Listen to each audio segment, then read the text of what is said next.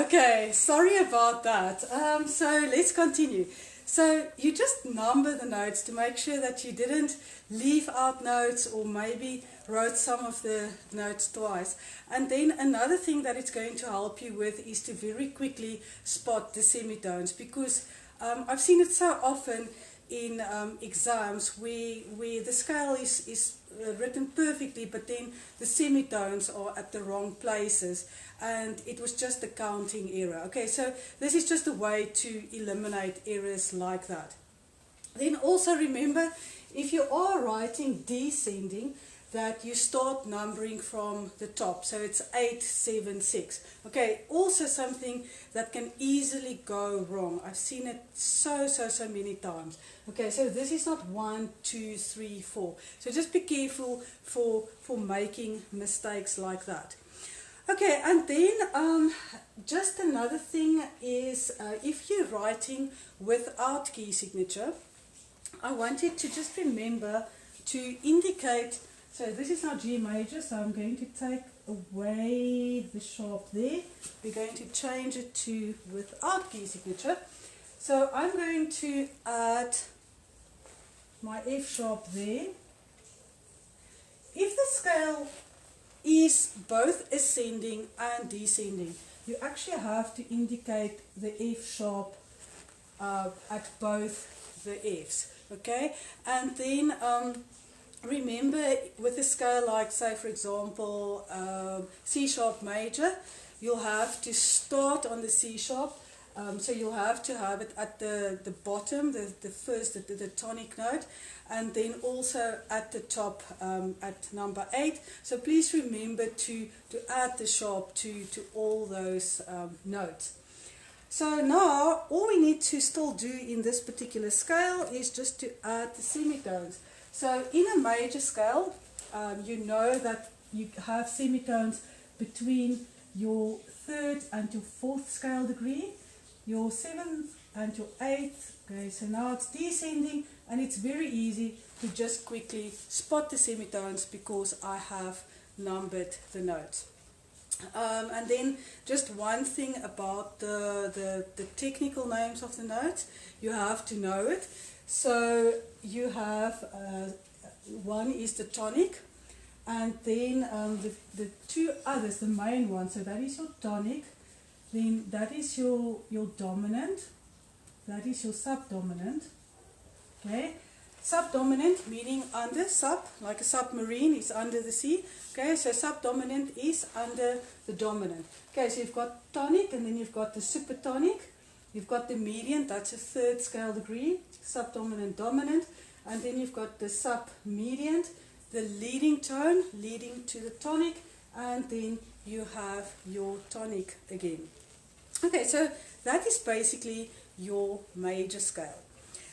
So when you write a scale, like I said, you first have to follow the instructions, like really take it in, you know, what it wants you to do. And then you write out the notes and you number the notes. Then you're going to add semitones.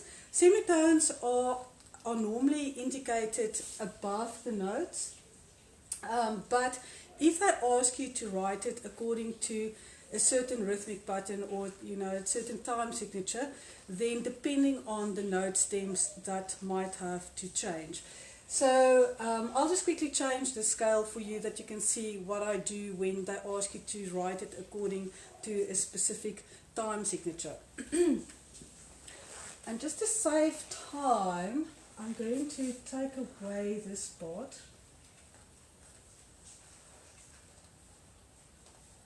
And just write it up to there. Okay, so this is G major. I'm leaving the without key signature. Okay, so say for example, I'm going to use this. They say write this scale in simple triple time. Okay, so the first time signature that comes to mind is 3/4. So all you have to do is really keep it very simple. Stay away from small note values, okay? Because then maybe you're going to struggle to fill up a a whole bar in that particular time signature. So use note values like, you know, crotchets, minims, and quavers. I would suggest that, and then it must just be correctly grouped. Okay, so I'm going to start with a minim, and then I'm going to change it into a crotchet bar line. Okay, how easy is that? Okay, and then I'm going to have, now I need to just plan this because I would like to end here on a dotted minim. Okay, so I'm going to say have,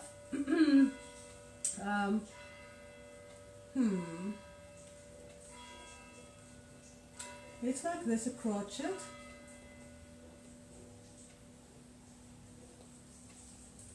Okay, and then I'm just going to change all of this into quavers.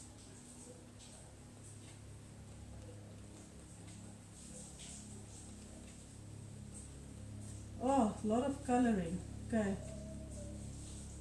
Okay, good, and there you go. That's all you have to do. That's how easy it is. Okay, so very simple, and like you can see, I did actually also think of my grouping rules. So because I am in 3/4, I am allowed to put my second and my third beat together if it consists of quavers. Okay, so that is your major scale.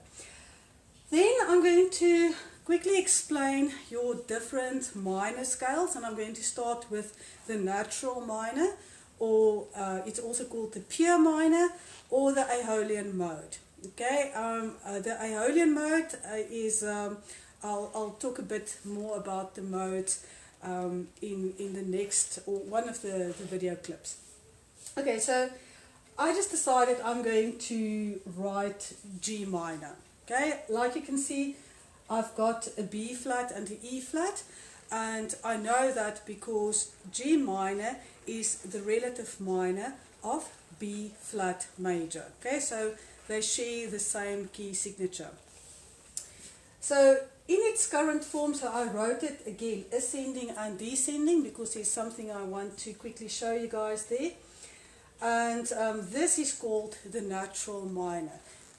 So it means we don't add any accidentals, okay? No raised leading tones, nothing. Okay, so the natural minor means without any chromatic alterations to the scale. Okay, so like I said, I'm first going to help myself a bit here and make sure that I don't make mistakes. So that's 1, 2, 3, 4, 5, 6, 7, 8, and 7, 6, 5, 4, 3, 2, and 1. Okay, so this is G minor, currently in its natural form, and now I'm going to show you how I'm going to change it to turn it into a harmonic minor scale. Okay, so with harmonic minor scale, it doesn't matter whether you're working with the ascending scale or the descending scale, you are going to raise the leading tone. And just something small there, I want you to refer to the leading tone, you know, in other words, the 7th scale degree as the leading tone, okay? And it's just a bit later when we get to the dominant quartet, for example, that you don't get confused between the 7th and the leading tone, because it's not the same thing. Okay, so get in that habit of talking about the 7th scale degree as the leading tone to the tonic. Okay, good. So I've got my key signature. So all I need to do for the harmonic minor is I'm going to raise the 7th scale degree. So I only have a B flat and an E flat in my key signature. So please take note of your key signature before you make any changes to the scale. Okay, so the F is a normal note, so you're going to make it F sharp. Okay, and if it had to be in the descending form as well, I would have had to add the F sharp there as well. Either way, whether I just had the ascending scale or just the descending scale, I I would have had to add that F sharp there. Okay, so in the harmonic minor, we have semitones between the second and the third scale degree, the fifth and the seventh, fifth and sixth, and then the leading tone and the tonic. Okay, so there you go. So you can see I've added my semitones, very easy. I just go according to the numbers there. Something interesting, I hope you've realized this. I think it's when I was about doing grade 5 theory. Okay, so it's more or less where you guys are now. And I wrote the scale, and I read the term indicate the semitones, and I was like indicating the semitones and looking at this like it's A to B flat. Okay. Oh, semitone. Oh, semitone is actually a semitone. Okay, so sometimes we get so theoretical when it gets to theory that we actually forget what it means. Okay, so semitone is literally a semitone. So if you forget, because sometimes we strike a blank in an exam, if you forget where you're supposed to put the semitones, is it now like between 3 and 4 and 7 and 8? No, wait, is it 2 and 3, 5, 6? Just look at the notes, okay? So A to B flat is a semitone. D to E flat is a semitone. F sharp to G is a semitone. Okay, so hopefully you realize they are actually semitones. Okay, so now I'm going to change the scale into a melodic minor. Okay, so we've got our natural minor or the Aeolian mode. We've got the harmonic minor. And it's called the harmonic minor because we use the harmonic minor most of the time in harmony. And then the melodic minor we use in melodies. Okay, so that's why they term differently and why they look slightly different. Okay, so now I'm going to change it into a melodic minor. So with a melodic minor, you know that you have to raise both the 6th and the 7th scale degree. So the 6th scale degree and the leading tone in the ascending scale. And then in the descending scale, you have to restore it, not lower it. Okay, restore it. I'll show you and I'll explain why that is important. So let's just first focus on the ascending scale. Okay. So I already, from my harmonic minor, my leading tone is raised. So all I need to change still is to raise my 6th scale degree. So I specifically chose G melodic minor because if I raise this is not just going to become a sharp. Why not? Because I have an E flat in my key signature. Okay, so very important that you first look at your key signature before you make any chromatic changes to your scale. So I will have to restore, so I raise it, I'm not restoring, I'm raising it by a semitone from the flat into a natural. Okay, then if we look at our descending scale, and I'm going to change the scale now, because I want you to see what I'm doing here. This is a question I often get when I'm teaching theory. Okay, so I'm just taking that away.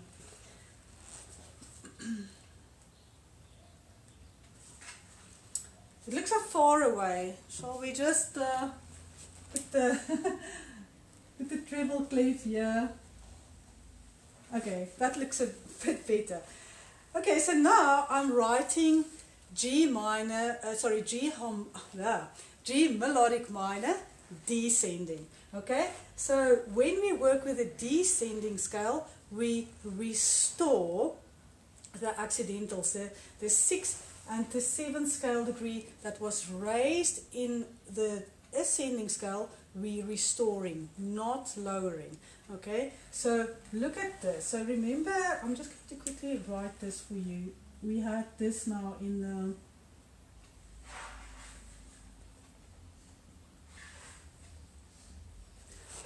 we had that in the ascending scale. Okay, so with a descending scale, we just restore it. It basically becomes the natural minor descending. Okay, so if you did make any chromatic changes, if the scale was ascending, the natural will have to go back to its original form, in other words E flat, and the F sharp is then restored. Okay, so that is why there aren't any sharps or flats over here. Okay, if the so that's, it's important to realize that you just restore, you don't lower, because if you're going to lower, you're going to possibly make this mistake where you think, okay, so F will have to become F flat, and if you realize that, it's going to become E double flat. Okay, so please don't talk about lowering it. Okay, it's about restoring it. So that's just one important thing that I've seen so often that you guys get wrong. Okay, so there you go. And of course, if you had the ascending scale preceding the descending scale, you would have had to actually indicate the natural over there at the F, and you would have had to indicate the flat. Okay, but normally, like I say, they only ask you to write either the ascending or descending scale. So you would only indicate it like this if it was preceded by the ascending scale. Okay, so now I'm going to take that away, and because I've restored these notes, I only have my semitone. So in the ascending scale with a melodic minor, it is only the second and the third, as well as the seventh and the eighth. Between the second and the third and the seventh and the eighth scale degree, that you have your semitones, and then in the descending scale that changes because you restored the 6th and the 7th scale degree. It's now going to change, the semitones are going to change into that. Okay, so please just remember that your semitones are different because of your accidentals in the ascending and the descending scale. And that's basically it. So I hope you're clear on the major scale and the different forms of the minor scale. If you have any questions, please just ask me in the comment section. And remember, this afternoon I've got the Zoom session at 3 o'clock where you're welcome to ask me questions. I will just share the link and the password after this. Okay, good. See you just now again.